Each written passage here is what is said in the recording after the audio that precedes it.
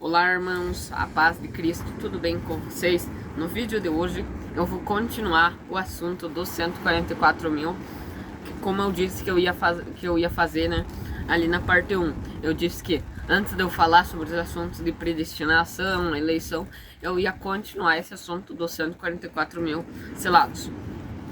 Nesse vídeo eu vou contextualizar o assunto das 12 tribos de Israel. Vou falar sobre as promessas de Deus para os patriarcas e vou conectar isso com os profetas e vou falar mais coisas lá sobre os 144 mil selados e Apocalipse 7, ok? Então hoje a gente vai meditar nas promessas que Deus fez para Abraão, Isaac e Jacó, porque lá é a origem das 12 tribos de Israel, lá é a origem do povo de Israel. Então, se nós queremos conhecer sobre as 12 tribos de Israel, nós temos que ir lá na origem, ok? Então vamos lá. Para Abraão, Deus promete, né? Quando o nome dele ainda era Abrão, não era Abraão, era Abrão. Deus promete que ele seria o pai de uma numerosa nação e muitos reis, muitas nações iriam sair dele. Então não fazia mais sentido ele ter o nome Abrão, e sim Abraão, pai de uma multidão, né? E isso Deus fala que ia se cumprir através de Isaac. Em Isaac será chamado tua descendência. Por isso que para Isaac Deus também, em Gênesis 26, faz a mesma promessa. Daí para Jacó, Deus vai confirmar essa promessa também, né? Ele vai falar para Jacó que de Jacó sairiam reis, de Jacó sairiam multidão de nações e dá para ele uma visão, né, de uma escada, de uma grande escada que tocava até os céus. Muitos anos depois, quando Jacó já está com 11 filhos, já passou por uma luta com o anjo do Senhor, quando ele já está mais velho, mais experiente, Deus aparece de novo para ele e fala, lá em Gênesis 35, versículo 9 ao 12. E apareceu Deus outra vez a Jacó, vindo de Padã Arã, e abençoou-o. E disse-lhe Deus, o teu nome é Jacó, não se chamará mais o teu nome Jacó, mas Israel será o teu nome. E chamou Israel. Presta atenção agora. Disse-lhe mais Deus, logo após ter mudado o nome de Jacó para Israel, eu sou o Deus Todo-Poderoso, frutifica e multiplica-te. Uma nação, sim, uma multidão de nações sairá de ti, e reis procederão dos teus lombos. E te darei a ti a terra que tenho dado a Abraão e a Isaac. E a tua descendência depois de ti darei esta terra. Está vendo que Deus amplia a promessa aqui? Ele fala que de Jacó sairia uma nação e multidão de nações. Se de Jacó saiu uma nação e uma multidão de nações, de Abraão e Isaac também, porque Jacó é filho de Isaac, Isaac é filho de Abraão. Então Abraão é pai de numerosa nação. Então você vê, nesse texto Deus muda o nome de Jacó para Israel, né? Novamente Deus fala, o nome não é mais Jacó, mas Israel. E o que Deus diz logo em seguida? Ele relaciona o nome Israel com os gentios. Por quê? Porque se da Jacó saiu uma multidão de nações, logo de Jacó saiu uma multidão de gentios, porque nações são gentios. Então de Jacó saiu uma multidão de gentios, de todos os povos, tribos, línguas e nações. Jacó é o pai de muitas nações, não é?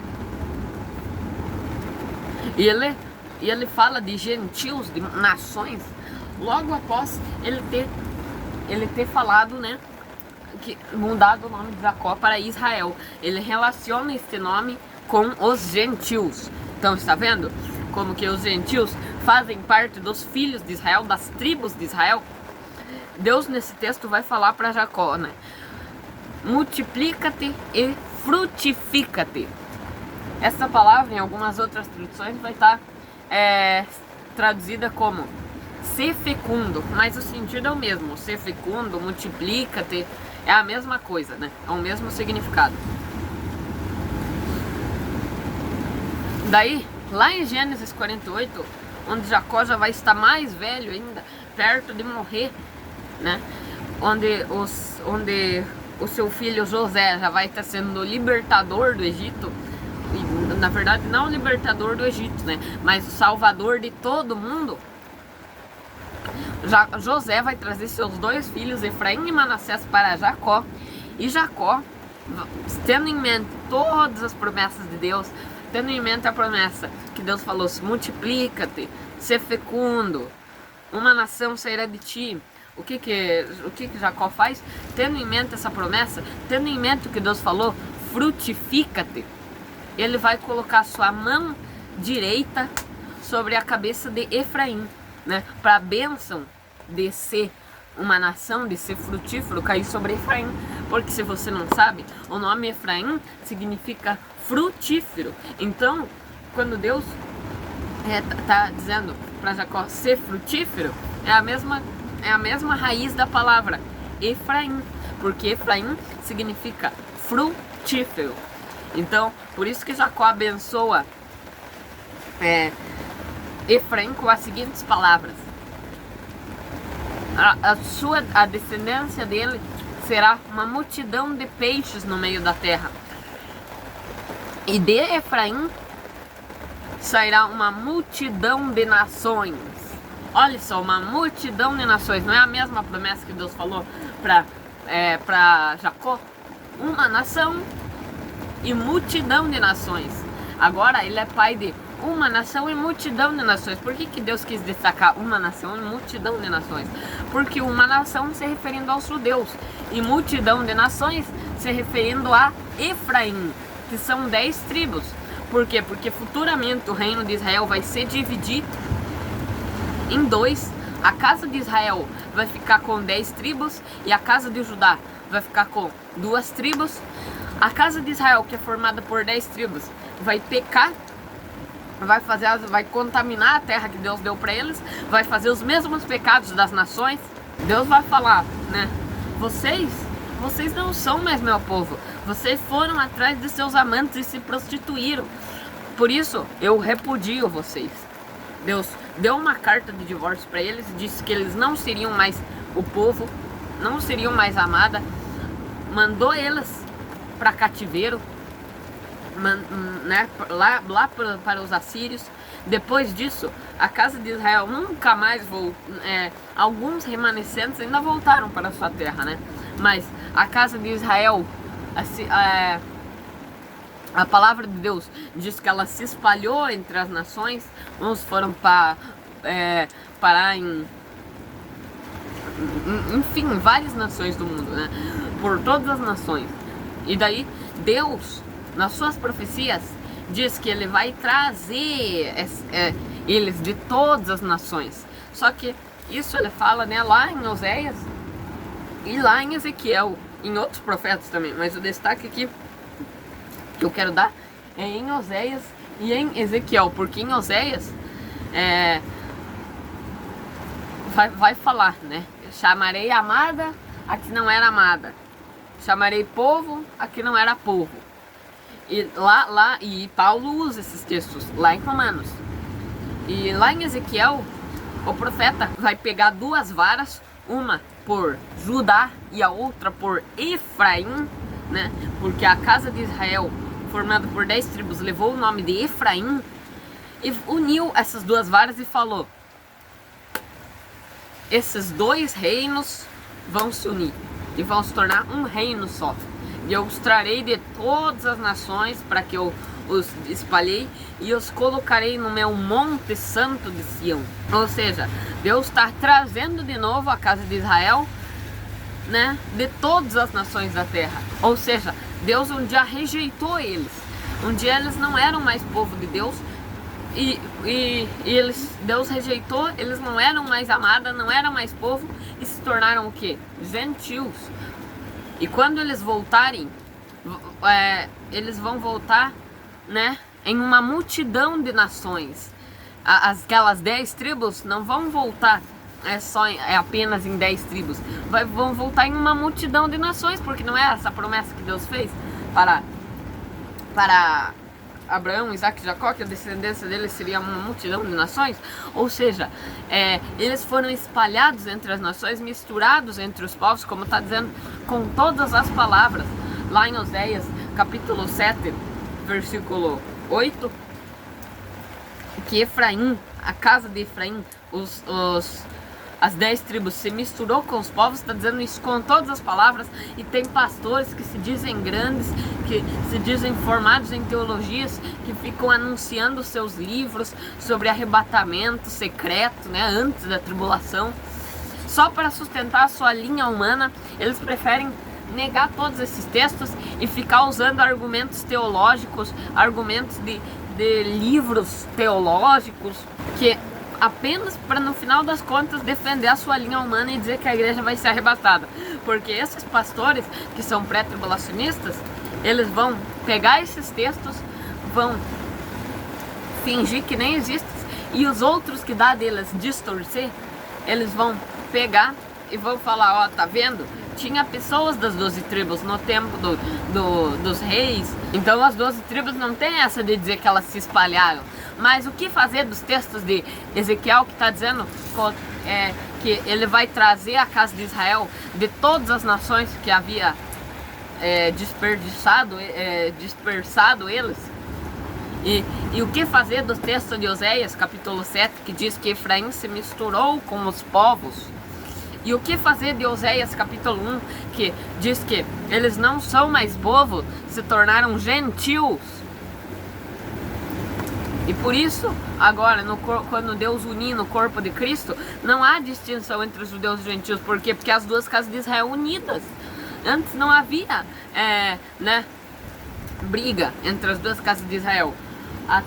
Ainda que houve, em algum tempo, ali na história de Davi, mas depois Davi fez um papel de unir as 12 tribos. Não fez? Davi, que é uma tipologia de Cristo, ele uniu as 12 tribos, assim como Jesus vai fazer no milênio.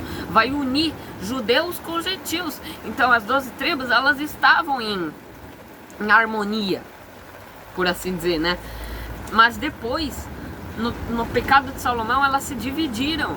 E aí não é... Aí a casa de Israel ficou com... Deus se divorciou deles. Deus não era mais casado com eles. Eles não eram mais povo de Deus. Então eles eram o quê? Gentios. Daí eles se espalham entre as nações, né? E daí Deus promete na sua palavra trazer eles. E Paulo, quando ele vai falar desse assunto, ele não vai falar que Deus vai trazer 10 tribos.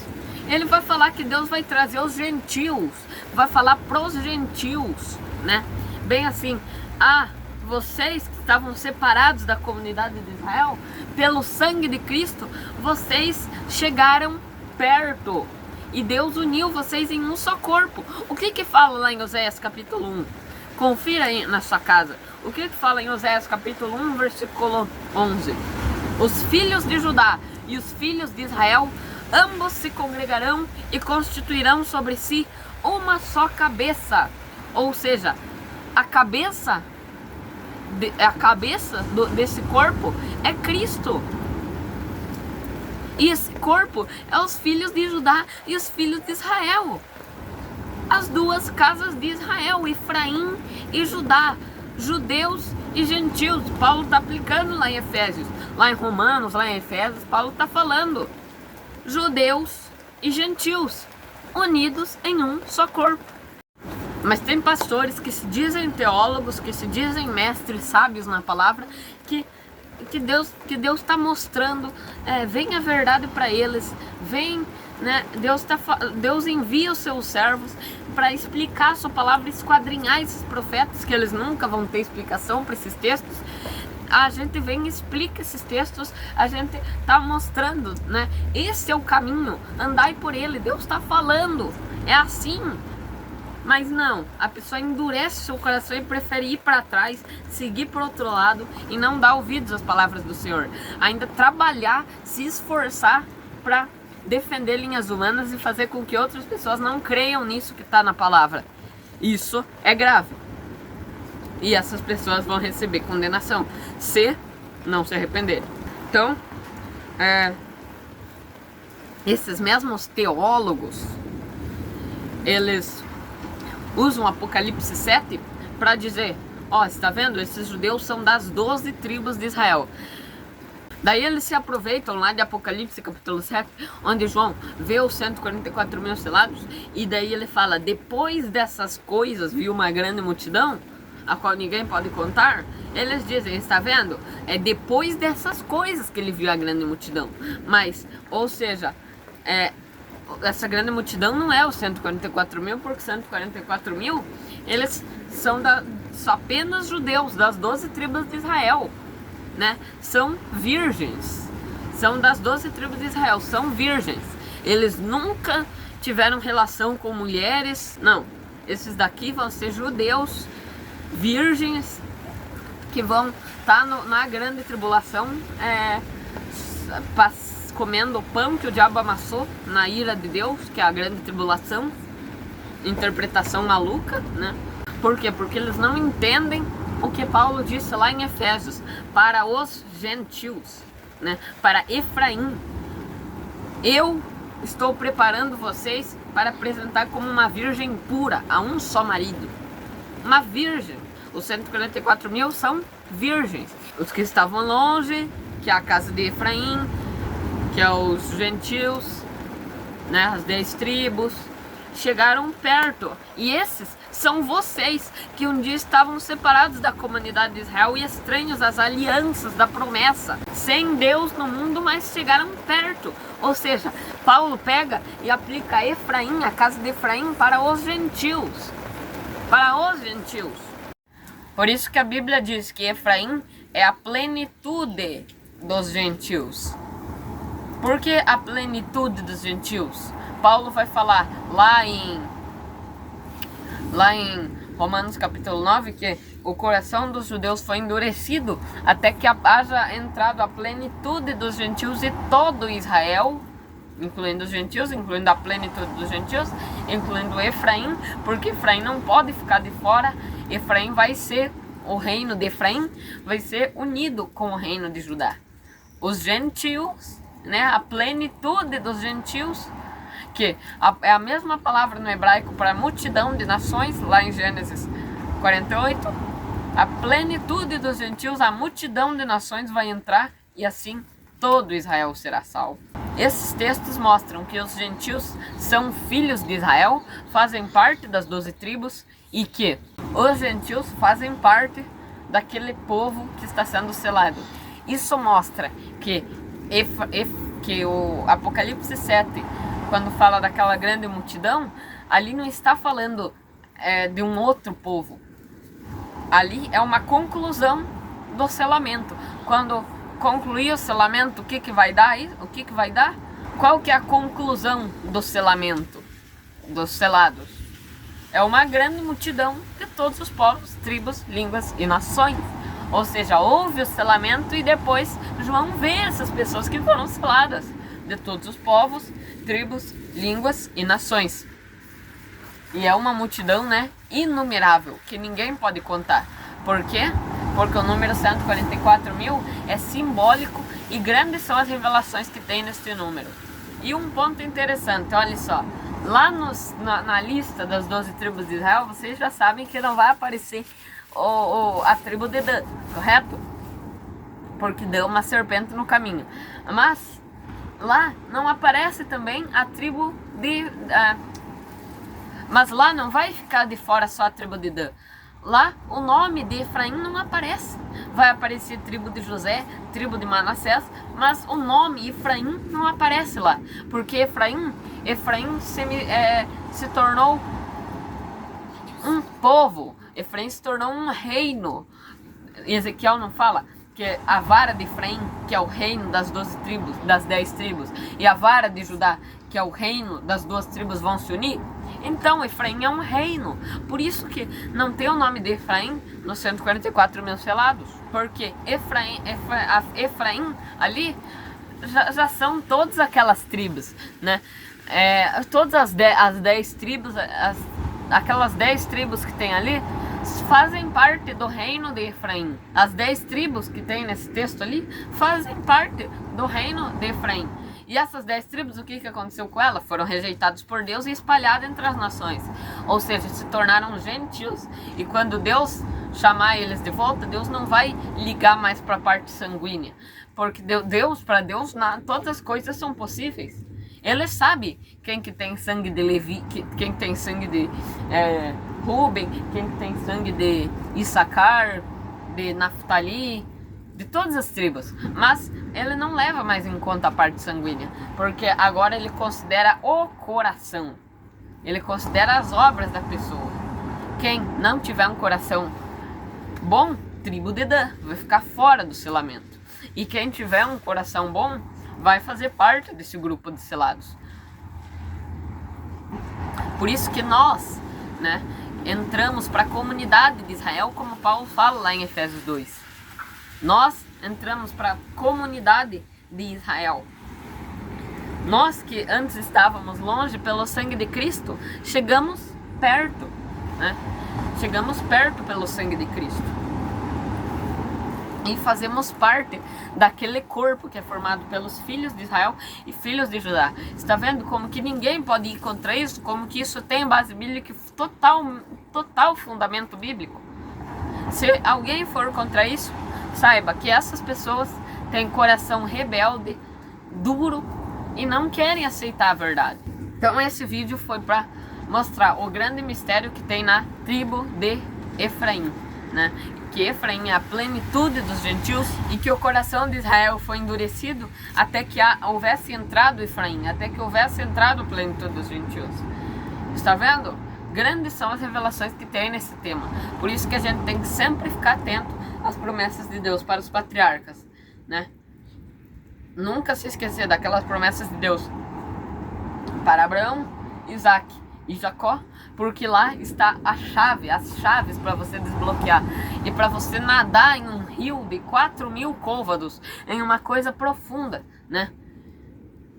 Porque se você não conhecer esse assunto, saiba que você ainda tem mais de 90% da Bíblia para conhecer, porque esse assunto vai desbloquear muitas chaves. Tem profecias que você não vai conseguir entender nada, até profetas inteiros que você não vai conseguir entender a profundidade deles se você não conhecer esse assunto, beleza? Então é muito bom que você compartilhe esse vídeo e deixe seu gostei para que o YouTube entenda que esse conteúdo é bom e espalhe para mais pessoas, ok? Então é isso, fiquem todos na paz de Cristo e Deus abençoe vocês.